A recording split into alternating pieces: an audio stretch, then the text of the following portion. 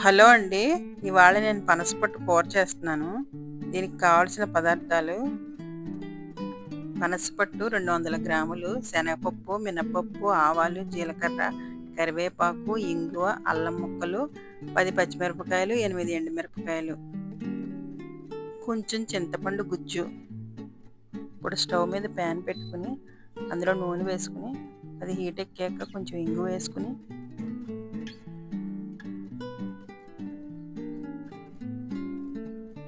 శనగపప్పు కూడా వేసుకుని కలుపుకుంటూ మినపప్పు వేసుకుని కలుపు. ఇప్పుడు ఆవాలు కూడా వేసుకుని కలుపుతూ, ఇప్పుడు జీలకర్ర కూడా వేసుకుని కలుపుతూ, ఎండుమిరపకాయలు, పచ్చిమిరపకాయలు, అల్లం ముక్కలు, కరివేపాకు అన్నీ వేసుకుని బాగా కలుపుకొని పోపు మాడిపోకుండా జాగ్రత్తగా కలుపుకొని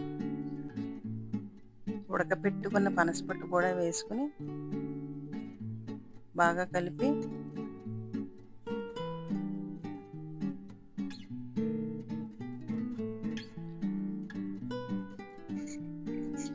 బాగా కలుపుకొని పసుపు కూడా వేసుకోవాలి. తరువాత బాగా కలుపుతూ చింతపండు గుజ్జు కూడా వేసుకోవాలి.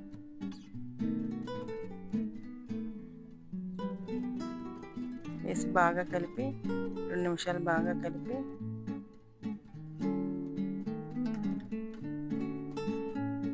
బాగా కలుపుకుంటూ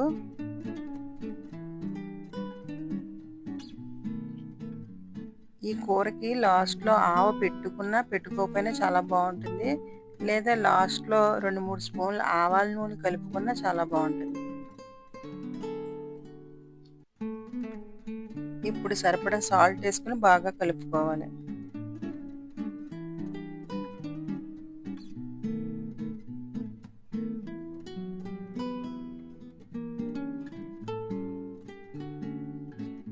శుభ్రంగా కలుపుకోవాలి.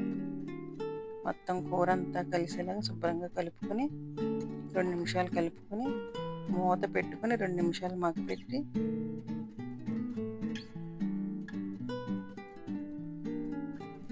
ఇప్పుడు కూర రెడీ అయిపోయింది.